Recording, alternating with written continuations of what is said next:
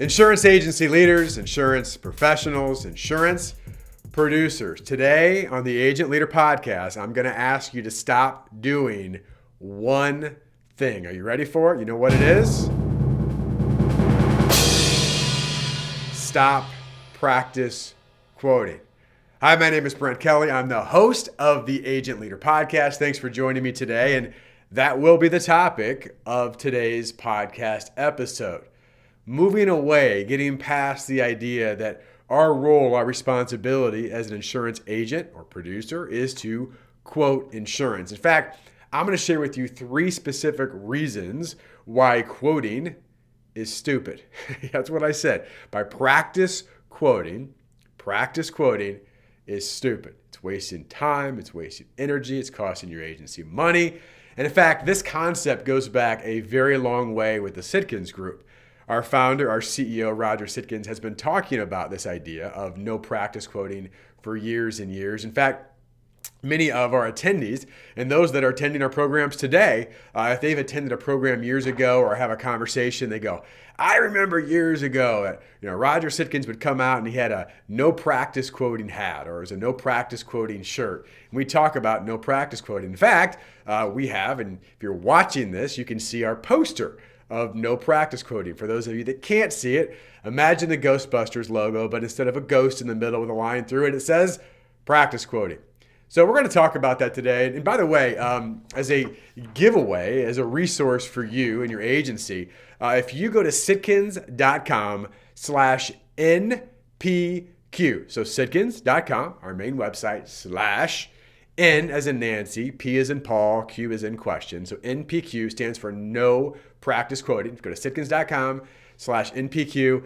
You can get your download of this poster, print as many as you want, put them up all over your office. In fact, this has become a visual reminder for many of our agency members, people that go through our producer fit program, our account manager program, our coach the coach program, that this is a bad idea. And it's just a great reminder of, am I falling into this trap of practice quoting? So again, that's a free resource for you and your team. Go check it out. So what I want to do, first of all, is I want to go a bit deeper. I'm going to read what we have on this poster. I know you can't see it in the video, and if you're listening, you certainly can't see it. But it does give an overview of what I want to talk about today. In particular, 3 reasons why practice quoting is stupid. It's just a bad idea, right? So let me talk about what is practice quoting, because I think we need to start off by defining it. And what we have on this poster, which again, you can get a free download, says this: the art of providing a quotation to an unqualified prospect in order to force the incumbent agency to lower their renewal price while retaining the account. Practice quoting guarantees everyone, from incumbent agency to quoting agency to insurance company, will lose money on the transaction. And it continues on. It says, as an industry, we must eliminate practice quoting. Super qualification of prospects is a must. If you cannot reach an upfront agreement and establish rules of the game with your prospect, which means what? What will it take upfront for us to do business together? Then don't waste your time, money, or energy practice quoting. Now, before I get into the 3 things, these are all going to overlap to a degree. It starts off, and on that poster, it talks about establishing rules of the game, right? Rules of the game. What rules are we playing by? As many of you know, if you listen to this podcast, not only am I the president of the Sitkins Group, and I lead agencies, and we run programs and do coaching and speaking. But most importantly, I'm a father of 5 kids. And I will tell you, in playing games with kids, again, just in life with children, you learn a lot. There's overlap, right, between life and business, certainly with kids. And kids, I don't know if you have ever dealt with this with your own kids or grandkids or nieces or nephews or whatever, neighborhood kids. But if you play a game with kids, especially younger kids, they will find ways to manipulate the game. The rules will change, right? And by the way, if you don't have rules, and I think it's the bigger point, right? You just go out and start playing something, they will begin to make up the rules as you go along. Well, no, what actually we're going to do in this game, Dad, is you can't do this and I can only do this. Or you can't cross this line and I have to go here. And I'm like, where did that come from?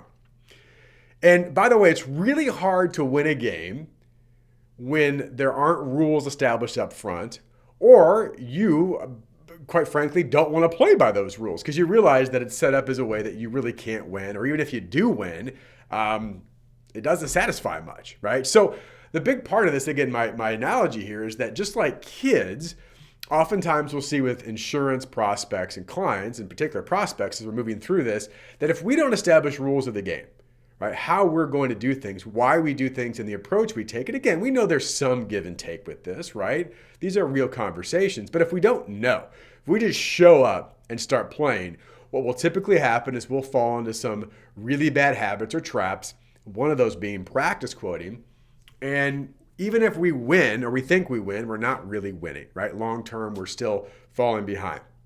So setting rules of the game, first of all, is so important. So I hope you, as an agency, as a professional, as a producer, ask yourself, what rules am I willing to play by, right? What rules am I willing to play by? And one of the things that we work with our agency members and through our Producer Fit program in particular is beginning to establish rules of the game up front. Okay, so I want to set that up as we get into the no practice quoting, and I'm going to hit 3 areas, and I could go really deep in all 3 of these areas, but for the sake of the podcast and keeping this short and sweet and giving you some value that you can take away right away, I'm going to keep this to where I think it's simple and understandable for anybody listening to this. And by the way, this is something certainly as a sales leader, you can transfer to your producer, share this podcast, and go, hey, listen, dude, does this ever happen to you? Do you ever fall into some of these 3 traps or areas that get you to be a practice quoter, which again doesn't do anything but lower the price and make it harder for you to win the game. And even when you do win, you typically long-term don't really win, right? So let me get into this. Number 1 is this, and this is more of a mindset issue, although it certainly also involves the approach and the process that you take people through. But number 1 is this: you are a professional, not a robot. You are a professional, not a robot. And for some of you, if you're an established producer, you're established professional in the game, you're gonna go, well, of course I am, right? But I will tell you, for newer producers in particular, or those that may be struggling, right, having a difficult year, and that happens, or maybe you have been doing this for a while and you've taken it for granted, we sometimes forget that we are truly a professional. We need to think and act like a professional.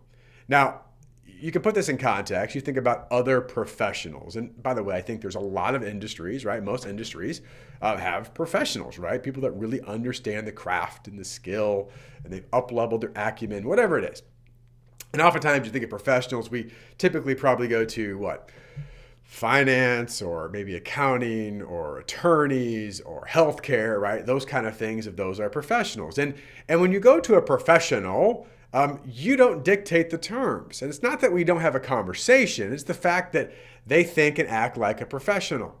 They have a higher standard, right? So for you as a professional agent, professional agency, what is your standard, right? If your standard is the fact that you follow a process that looks like many other insurance agencies, and we're going to talk more about that in a few minutes, but your process is look, copy, quote, pray. Let me walk you through this process.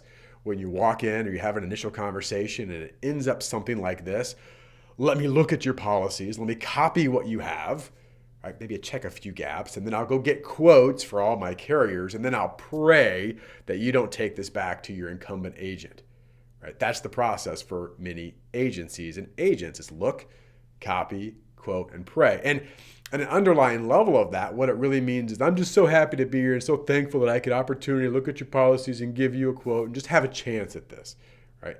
That is not a professional mindset. And I often have to share with producers in particular, certainly newer producers, is that what you do and the things that you establish, the relationships you build, the risk and benefits advice that you provide is a really big deal. Don't take it for granted. Right? And I don't mean to have a big ego or be conceited or be arrogant. That's not what I'm talking about. I'm talking about the fact that as a professional, you've earned the right to be in that room and have professional grade conversations. And if you deem yourself as a professional, you will find very quickly that practice quoting and the process that I just shared is not a very good or successful idea, right? It's not a way that you want to go. So number 1, and again, this is ask yourself and your team, do we act and sound like professionals, right? Do we ask professional type of questions? Do we have a professional character? Do we have professional standards? Right? So again, there's a lot that we could get into that, but just from an overall standpoint, ask yourself and your team, do we act and sound like professionals? Are we professional? Are we a robot? Robots just give quotes. And one more thing on this. We all know with technology that robots, technology can give quotes faster than you can anyway, right? And there are a lot of agencies or large agencies or carriers, certainly directs, that can do this really efficiently in their model. But for most independent insurance agencies, it's not a good model, right? Unless that's exactly how you're set up. But most agencies are not, and they're trying to play a game, quite frankly, that they can't win, and they devalue themselves as a professional in the process, all right? Number two, why practice quoting is stupid is that I'm gonna categorize this in a phrase that we share all the time. So number 2 is this: prescription without proper diagnosis is malpractice. Prescription without proper diagnosis is malpractice.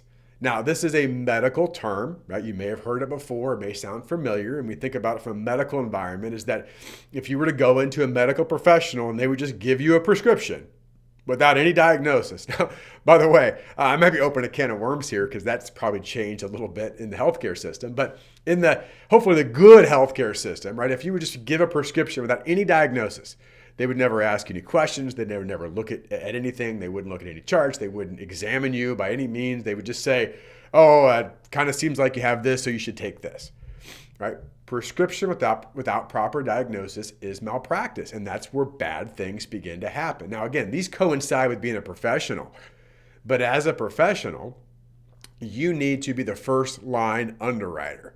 So practice quoting eliminates or certainly greatly reduces your effectiveness as a frontline underwriter, as a risk or benefits analyzer, because that's what you're trying to do. In fact, one of the first things we tell producers to look at in an initial conversation is, hey, the purpose of this first meeting, right? The purpose of us getting together, and there's a few things that we talk about, but one of the purposes of us getting together is that we can better understand how you and your company, and if it's individual, you and your family, how you manage risk or how you handle benefits, how you deal with benefits. Either side, but we want to understand. The purpose of this meeting is that we can better understand how you manage benefits or how you manage risk in your office or your business. Right? That's the purpose. Otherwise, why are we here? Are we here just to copy things, by the way, that we don't even know are correct? It's one of my biggest frustrations. Oh, well, I got their policy decks. So what? Who says that's right? Why would you want to play that game, right? Maybe we ask a few questions around it, but we never really do proper diagnosis. We never really understand the depth of what we're trying to solve. And again, these all correlate together. Not only are we doing them a disservice, we're doing us a disservice, we're doing our potential carriers a disservice. Long term, we can create really big messes with E&O. And by the way, it doesn't establish much value, right? I mean, you can go down the list, right? That's why, to me, a lot of this goes back to a term I heard from Seth Godin years ago. Practice quoting gives you a race to the bottom. Like you're racing really fast to the bottom. That's why I said even if you win, and you win a few of these, you end up losing, right? You end up losing credibility, you end up losing accounts long term, you end up losing opportunities because, again, in the marketplace, you've been devalued. So it's a bit of a race to the bottom. But again, number 2 is prescription without proper diagnosis is malpractice. So again, I go back to a question to you for your agency or you as a producer. What type of diagnosis are you providing up front? Like, what does it look like? Are you doing some form of risk or benefit surveys?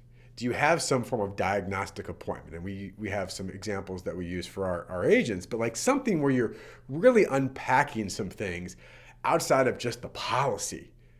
I want to understand you, how you view risk or how you view the benefits plan in your company, right? How you look at things for your family, why that's important to you. Because here's a really big key to this. At this point, I don't know if there is a fit. At this point, I don't know if there's a fit for us together. And of course, that establishes some walkaway power. But part of this, again, there's psychology and there's also just the right thing to do. But the psychology behind this is that I don't have to have your business. I don't have to quote your insurance. That's not what I'm paid to do. What I need to understand is how you view and look at things, how that fits into your overall portfolio, again, whether it's personal benefits, commercial lines, and determine if there's a fit for us to have future conversations or do future actions together. And at this point, I don't know, so I need to ask a few questions. I need to understand things deeper to determine if it makes sense for us to move forward. Does that sound fair enough? And unless someone is an absolute transaction price buyer, and by the way, some people are, most people say, okay, right? And you start to unpack some of these things. And if they're not, you say, I really appreciate your honesty of things that's most important to you. And it seems like to me, after as many questions I've tried to ask here, is that price and coverage, right? Just looking at your policies is the only thing that's going to be important to you. That's not how we do things as a professional. You don't have to use those words. So I don't know this would be a good fit, right? And you begin to walk away, which is okay. Go invest your time and energy and effort into other opportunities that they do look at things a bit differently. So again, number 2, prescription without proper diagnosis is malpractice. And then the last one I want to share here, and again, and these are a bit higher level, but we can go deeper and deeper in these, is number 3 is this. Practice quoting makes you extremely generic. It makes you generic. Why does it make you generic? Because that's the expectation in the marketplace. Everybody quotes. Go to most independent insurance agency websites, not the good ones. Again, I'm not trying to pick on people, but if you go to a lot of just average websites, it'll say, get your free quote. Get your free quote. And again, some of the big boys and girls do this out there in the marketplace, but they have enough transactions and efficiency to do some of this stuff. Most independent insurance agents don't. They just don't have a better plan. Well, I get a quote. You want a quote? I'll get you a quote. Free quote. Need a quote? Right, first conversation. By the way, if we're in person at a meeting, right, it's like, hey, here's what I do, and if any of you ever need a quote, we'll be happy to get you a quote. Everybody does that. What message are you sending to the marketplace? Here's the message. My name is Brent. I do quoting just like everybody else, so I really have no differentiator other than I'm physically present with you, or you heard my voice now, so maybe you get a quote, and even if I do get a quote, it doesn't substantiate any value to you, but I did my quote. And then you get a quote. What? Right? If you want to give someone a good quote, give them an actual quote that's like a verbal quote or a written quote from somebody who had something important to say. Don't give them an insurance quote, right? So it makes you generic. And it makes me think of a conversation I had several years ago with a really successful independent insurance agency leader on the East Coast. I was out speaking at an event. And I love this. I always remember this because in this conversation, it jumped out at me. We were sitting at the table and grabbing some dinner and having a great conversation. And I always try to pick the brain of people that are successful. And I just said, hey, listen, if you had to say, what's the one thing that's made your agency most successful to this point? And he kind of smiled and he said, it's really actually pretty simple. He goes, I just look at what everyone else is doing in my space and I generally do the opposite. That was it, right? I look at what everyone else does. Which one of those things is they all quote and they sound the same. In fact, the generic 5 that we talk about is that our agency has great service. We've been around for a long time. We're local. We're really competitive. We represent all the markets. And then we have the best people. Right? Some of those kind of overlap. But those are the generic 5 or 6 or whatever. But it's like these generic terms that we have and most agencies say. And they think that it says something. But the truth of it is that everybody says those things.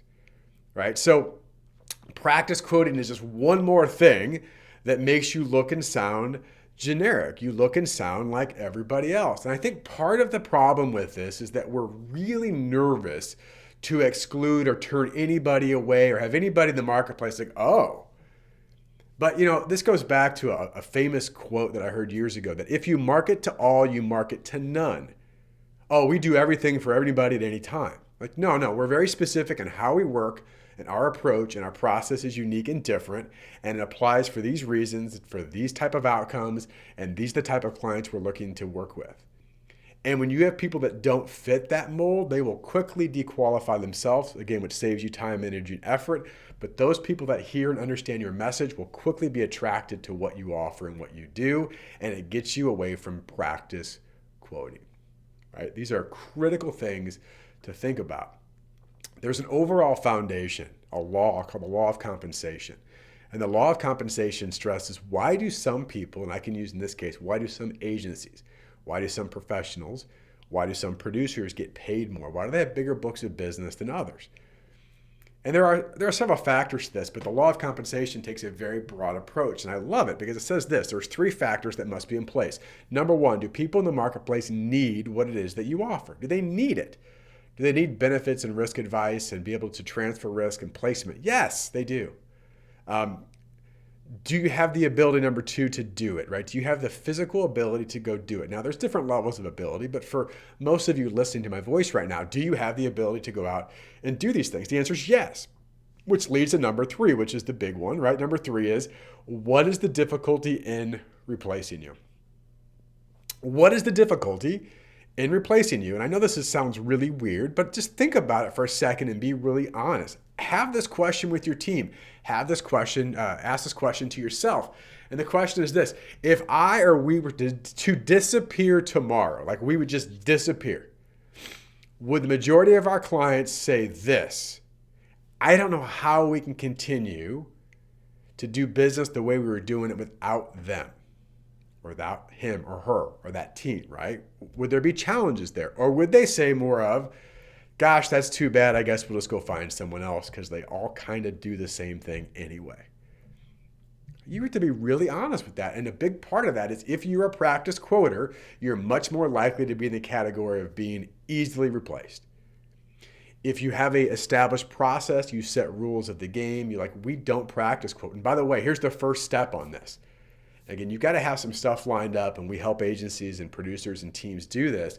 But if someone says to you, I would like a quote on my insurance, are you willing, ready, and able to say, hey, thanks so much for asking that. We actually don't provide quotes.